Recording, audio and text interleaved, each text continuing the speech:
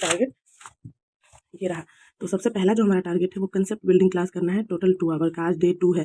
उसके बाद answer writing practice 1 our का, एनसीईआरटी में साइंस का जो नेक्स्ट चैप्टर 7, 8, 9 और हिस्ट्री में 5 और 6। बिहार स्पेशल में वही इंट्रोडक्शन, क्योंकि इंट्रोडक्शन की क्लास, इंट्रोडक्शन बड़ी चैप्टर है ना, तो उसको दोबारा रिवीजन करना है और हमेशा यहाँ से क्वेश्चन पूछा जाता है, इसलिए इसको बार बार पढ़ना ज़्यादा इंपॉर्टेंट है। और करंट टॉपिक में जो नेपाल में जेन जेड जो आंदोलन हुआ था उसके बारे में, और साथ में मिलेनियम्स के क्या कॉन्सेप्ट है उसके बारे में पढ़ना है। जो नेक्स्ट है हमारा स्टडी आवर्स का 8 आवर्स का चैलेंज, जो कि इसमें पूरा तो नहीं हुआ था लेकिन आज करने की कोशिश करेंगे, है ना। उसके बाद स्पेक्ट्रम रीडिंग का है, एस्से राइटिंग का है और नेक्स्ट डे के प्लान का है।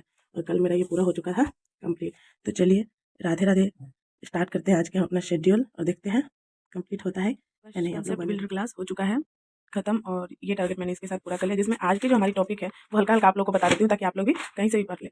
ठीक है, आज हमने ये पढ़ा था कि जो 20 साल से चली आ रही थी ना फ्री ट्रेड एग्रीमेंट ईयू के साथ, यूरोपियन यूनियन, आप जानते हैं कि ये 27 देशों का क्या है, एक मतलब एक संस्था है, और उसके साथ जो हमारी फ्री ट्रेड एग्रीमेंट चली आ रही थी वो आज सफल हो गया, मतलब जनवरी 2026 में सफल हो चुका है। बात किया जा चुका है कि अब भारत ईयू के साथ फ्री ट्रेड एग्रीमेंट कर सकता है। ठीक है ना, इसमें यूरोपियन यूनियन को भी बहुत सारे लाभ मिलेंगे और भारत को भी बहुत सारे लाभ मिलेंगे। इसी के आधार पर मैंने अपना नोट्स बनाया था कि यूरोपियन यूनियन को क्या लाभ मिलेगा, भारत को क्या लाभ मिलेगा, और किस तरीके से जो ट्रेड के ऊपर दो विद्वान है, उन्होंने एडम स्मिथ सर ने और डेविड सिगार्डो सर्जिन दोनों ने क्या बताया है ट्रेड के बारे में, कि एडम स्मिथ सर बताया कि एब्सोल्यूट एडवांटेज होता है किस तरीके से फ्री ट्रेड एग्रीमेंट से या फिर ट्रेड से, और जो नेक्स्ट इन्होंने बताया कि कॉम्परेटिव एडवांटेज होता है। आखिर दोनों को मिला के किस तरीके से जो भारत का तुलनात्मक लाभ क्या है और ईयू का तुलनात्मक लाभ क्या है, और फ्री ट्रेड एग्रीमेंट इन दोनों को कैसे जोड़ेगा, इससे भारत को क्या लाभ होगा, ग्लोबलाइजेशन पे इसका क्या प्रभाव पड़ेगा। और साथ में ये भी पढ़ाया कि कार्बन बॉर्डर टैक्स जो एडजस्टमेंट मैकेनिज्म था उसमें कोई छूट नहीं दिया गया है, यानी कि भारत को अब पूरी तरीके से ग्रीन एनर्जी की तरफ मूव करना ही पड़ेगा। और नेक्स्ट जो हमारा टॉपिक था वो था जो लेबर कोड 4 लागू हुआ है उसके बारे में, तो उसका क्या क्या फायदा है और कौन कौन से वेतन संहिता है, सामाजिक सुरक्षा संहिता है, औद्योगिक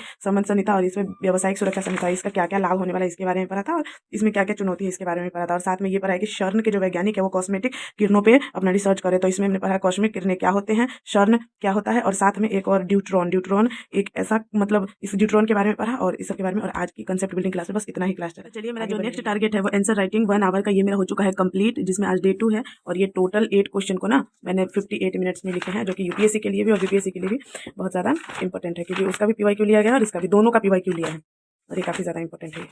आप लोग भी लिखते रहिए, अगर नहीं लिखते हैं तो कब शुरुआत करेंगे, शुरुआत तो करना ही है। सुबह की 11 और मेरी पढ़ाई हो चुकी है 4 घंटे की, और जिसमें मेरी first, second, third and fourth target complete हो चुकी है। नेक्स्ट है मेरा बिहार स्पेशल का इंट्रोडक्शन की क्लास, और जो नेक्स्ट टारगेट है उसको भी मैं आज कंप्लीट करूंगी। आप लोग पूरे ब्लॉग में बिहार स्पेशल का इंट्रोडक्शन से पहले मैंने करंट का टॉपिक कंप्लीट कर लिया है, जो कि नेपाल का जनरेशन जेड का जो आंदोलन हुआ था वो किस लिए हुआ था इसके बारे में था। तो जिस तरीके से आप सबको पता है कि तात्कालिक कारण क्या था, कम से कम 26 सोशल मीडिया प्लेटफॉर्म पे बैन कर दिए गए थे गवर्नमेंट ने, और किस लिए गवर्नमेंट ने बंद किया था ये भी आप सबको पता है ना। और इसमें एक छोटी सी बात जो मतलब पूछा जा सकता है कि जनरेशन जेड, तो जनरेशन जो जेनजी जो है ना वो 1997 से लेकर 2010 के बीच में, और मिलेनियंस क्या होते हैं 1981 से 1996 के बीच में। तो आप कमेंट करके बताओ मिलेनियंस हो या जेन जेड, ठीक है ना। तो इसमें हम सरकार की प्रतिक्रिया क्या हुई थी, दीर्घकालिक कारण क्या थे, अल्पकालिक कारण क्या था, तत्कालिक कारण क्या था, वो सबको पता चल ही गया। लेकिन दीर्घकालिक कारण में बहुत कुछ, जैसे देखिए सबसे पहले इसलिए कहा जाता है ना, जब बेरोजगारी बढ़ती है तो खाली दिमाग शैतान का घर होता है, वहाँ बेरोजगारी बढ़ गई थी, ब्रेन ड्रेन हो रहा था, भ्रष्टाचार का उजागर किया जा रहा था सोशल मीडिया के द्वारा कि किस तरीके से आर्थिक तंगी है, फिर भी जो राजनेता है वो एक लग्जरीज लाइफ जी रहे हैं 15 साल और 12 सरकार, ये भी सबसे बड़ा कारण बना था, है ना। और उस तरीके से बैंक को वापस ले लिया गया, सरकार की प्रतिक्रिया थी, मंत्रिमंडल ने इस्तीफा दे दिया, सेनाओं ने कमाल संभाली, राजनीतिक शून्य की स्थिति हो गई थी, अभिव्यक्ति की आजादी को उचित समझा गया था, है ना। तो ये टॉपिक आज का मेरा कंप्लीट हो चुका है, इसके साथ ही मेरा ये टारगेट भी कंप्लीट हो चुका है। मुझे पता है कि बिना टारगेट की पढ़ाई होती नहीं, और इसी टारगेट को फॉलो करने के लिए ये वीडियोस मैं आप लोगों के सामने उपस्थित करती हूँ, ताकि जो टारगेट मैं ले रही हूँ वही टारगेट आप लोग अपने आत्मविश्वास के साथ लीजिए और तैयारी करना शुरू कर दीजिए। और हाँ, फॉलो करना बिल्कुल मत भूलिएगा, सब्सक्राइब कर दीजिएगा, बिकॉज डेली ब्लॉग्स आप लोग के साथ पहुंचना चाहिए, है ना। तो इसी के साथ मेरा जो स्पेक्ट्रम का आज का टारगेट था ये मेरा हो चुका है कंप्लीट, और साथ में नेक्स्ट डे प्लान पे अब मैं चल रही हूँ, और अभी थोड़ी देर में मेरा 8 आवर कंप्लीट हो जाएगा, उसके बाद मैं आप लोग को दिखाऊंगी। तब तक लास्ट आवर की जो स्टडी चैलेंज थी उसको भी कंप्लीट कर लिया, और अभी सिर्फ बज रहे हैं रात के 9, और मैं अभी खत्म नहीं करूंगी पढ़ाई, क्योंकि 1 घंटे अभी मैं पीवाईक्यू को जरूर देखूंगी, और नेक्स्ट डे का प्लान अब मैं जा रही हूँ बनाने कि कल मुझे क्या क्या करना है। और इसको जानने के लिए आपको सब्सक्राइब तो करना पड़ेगा, क्योंकि कल तो देखना है ना आपको, और डेली टारगेटेड स्टडी आपको भी करनी है। तो चलिए मिलते हैं अब नेक्स्ट वीडियो में, तब तक के लिए राधे राधे, गुड नाइट। और मैं करती हूँ पीवाईक्यू 1 घंटे बाद, मैं भी सो जाऊंगी, आप लोग भी 1 घंटे बाद सो रहिएगा। मिलते हैं नेक्स्ट वीडियो में, तब तक के लिए don't forget to subscribe please.